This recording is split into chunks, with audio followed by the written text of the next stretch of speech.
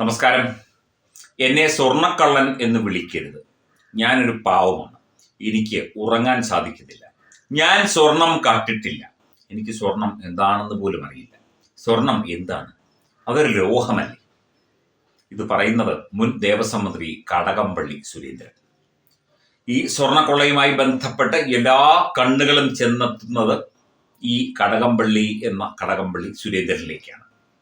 ഇയാൾ ദേവസ്വം മന്ത്രി ആയിരുന്നപ്പോൾ കാട്ടിക്കൂട്ടിയ ലീലാവിലാസങ്ങളെക്കുറിച്ചുള്ള അന്വേഷണം ഇപ്പോൾ നടക്കുകയാണ്. ഇയാൾ വിദേശ രാജ്യങ്ങളിൽ എന്തിനു പോയി? ഇയാൾക്ക് സ്വർണ്ണക്കൊള്ളക്കാരൻ ഉണ്ണികൃഷ്ണൻ പോറ്റിയുമായി എന്ത് ബന്ധം? ഉണ്ണികൃഷ്ണൻ പോറ്റി ഇയാളെ വീട്ടിൽ വന്ന് കണ്ടതും ഇയാൾ തിരിച്ച് ഉണ്ണികൃഷ്ണൻ പോറ്റിയുടെ കാരേറ്റെ വീട്ടിൽ പോയി കണ്ടതും ഒക്കെ എന്തിനാണ്? ഒരു മന്ത്രി ഇങ്ങനെ ഒരു സാധാരണക്കാരനായ ഒരു പൂജാരിയുടെ വീട്ടിൽ പോകേണ്ട കാര്യം എന്താണ്? എന്തൊക്കെ ചർച്ചകൾ നടന്നു? ഇയാൾ വിദേശ രാജ്യങ്ങളിലേക്ക് പോയത് എന്തിനാണ്? ഈ പരിപാടികളൊക്കെയാണ് ഇപ്പോൾ SIT അന്വേഷിക്കുന്നത്. ഇതിനിടയിൽ VD സതീശൻ പറഞ്ഞ ചില വാക്കുകളൊക്കെ ചേർത്ത് വെച്ചുകൊണ്ടാണ് ഇപ്പോൾ കോടതിയിലടക്കം എന്നെ സ്വർണ്ണക്കൊള്ളക്കാരൻ എന്ന് വിളിക്കരുത്, ഞാൻ 10 ലക്ഷം രൂപ നഷ്ടപരിഹാരത്തിന് കേസ് ഫയൽ ചെയ്യും എന്നൊക്കെ പറയുന്നത്. എന്തൊക്കെയായാലും ഈ കോഴിയെ കട്ടവന്റെ തലയിലോ കയ്യിലോ പൂട കാണും, തീർച്ചയായിട്ടും കാണും. അതുപോലെ തന്നെ എന്ത് കളവ് സംഭവിച്ചാലും പലനാൾ കള്ളൻ ഒരു നാൾ പിടി, ഇതാണ് അവസ്ഥ. തീർച്ചയായിട്ടും കടകംപള്ളി ഇപ്പം ഹൈക്കോടതിയുടെ മേൽനോട്ടത്തിൽ നടത്തുന്ന അന്വേഷണമായതുകൊണ്ട് മാത്രം രക്ഷപ്പെട്ടു നിൽക്കുന്ന പലരുമുണ്ട്.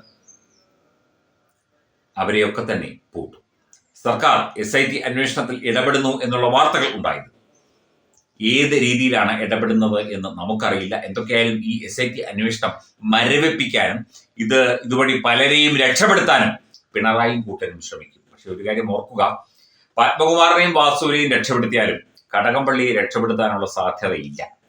കടകംപള്ളി ഈ പിണറായി സംഭവത്തിന് എതിരാണ്, പിണറായിയുടെ കാല് നക്കുന്ന ഒരു ടീമിന് എതിരാണ് പൊതുവെ. അത് നമ്മൾ അഭിനന്ദിക്കുന്നു കേട്ടോ. എന്തൊക്കെയായാലും കടകംപള്ളിയിലേക്ക് എത്തേണ്ടതാണെങ്കിൽ തീർച്ചയായിട്ടും കടകംപള്ളിയിലേക്ക് തന്നെ എത്തും.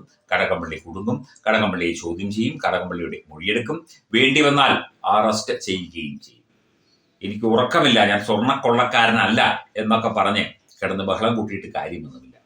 ഗുരുവായൂരിൽ പോയതും അല്ലെങ്കിൽ ഭഗവാനെ തൊഴുന്നതും ഒക്കെ ഞങ്ങൾ ഓർക്കുന്നു, നമ്മളും ഓർക്കുന്നു, കേരളത്തിലെ ജനങ്ങളും ഓർക്കുന്നു. പക്ഷേ സ്വർണം കട്ടുമുടിച്ചതും അതിനെ കൂട്ടുന്നതുമൊന്നും ഒരു ഈശ്വരനും അംഗീകരിക്കില്ല.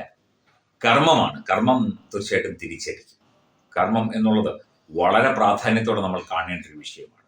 അത് കടകംപള്ളി ആയാലും പിണറായി വിജയനായാലും N വാസു ആയാലും A പത്മകുമാർ ആയാലും കർമ്മം ചെയ്തെങ്കിൽ അത് തിരിച്ചടിക്കും. താൻ നിരന്തരം ചെയ്യുന്ന കർമ്മങ്ങൾ താൻ അനുഭവിച്ചിടുകന്നേ വരും.